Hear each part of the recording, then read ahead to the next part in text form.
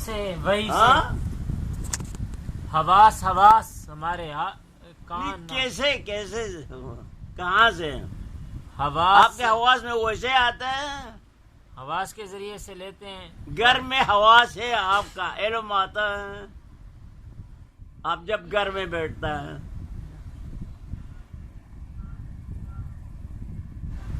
ہر چیز کے لیے مصادر چاہیے، مصدر معتبر جو سب کو قبول ہو. علم کی مصادر 3 ہیں. ایک استاد ہے، اس کے سیکھتے ہیں. سمجھ میں آیا؟ استاد بغیر علم نہیں آتا. صحیح. نمبر 2، آپ کے پاس کچھ پڑھنے کی صلاحیت ہے، کتاب پڑھتے ہیں. صحیح. سمجھ میں آیا؟ صدر ہجری کے دوسری صدی میں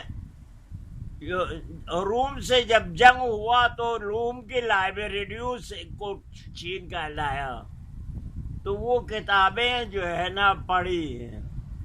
صحیح. ہاں، تو کتابیں پڑھ کے بڑی شخصیات بنی ہیں، فلسفی وغیرہ جی. کتابیں پڑھتے ہیں.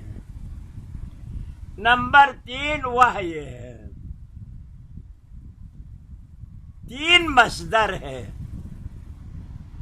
سمجھ میں آیا؟ صحیح. آپ کے 4 ائمہ ہیں، امام جعفر صادق لگائیں گے 5 ائمہ ہو گیا.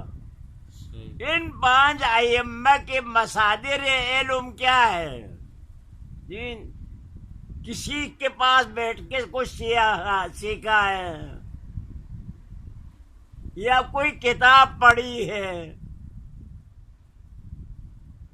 یا ان پر وحی ہوئی ہے. ان تینوں میں کون سا ہے؟ وہ امام بنے ہیں. کیسے بنے امام؟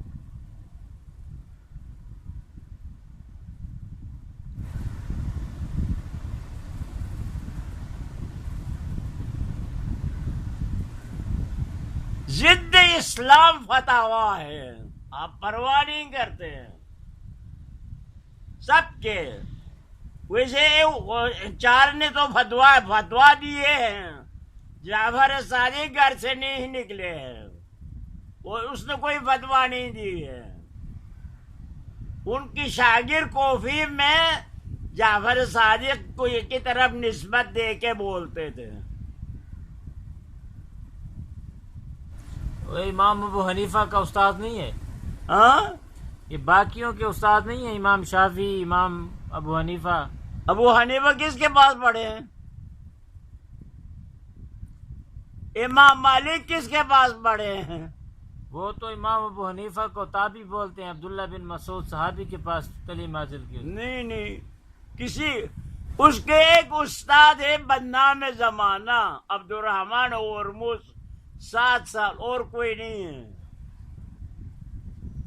کسی استاد کا ذکر نہیں ہے تحقیق کی دنیا میں. وہ حاسد تھے، وہ اس نے کہا ہے میں نے ان کی باتیں نقل نہیں کی ہے. وہ عقائد حاسد تھے. صحیح. شافعی، اس کے پاس بھی کوئی استاد نہیں ہے. احمد ابن حنبل کے پاس بھی استاد نہیں ہے. وہ بس گشت کرتے رہے، لوگوں سے سنی باتیں ہیں.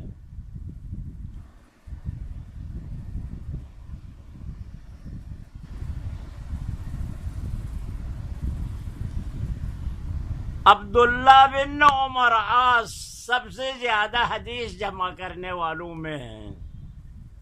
اس کو شام میں 2 بوری کتاب ملی ہے، ان سب کو حدیث بنایا ہے.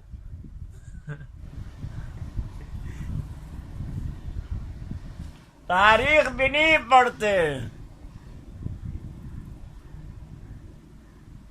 کتاب بھی نہیں پڑھتے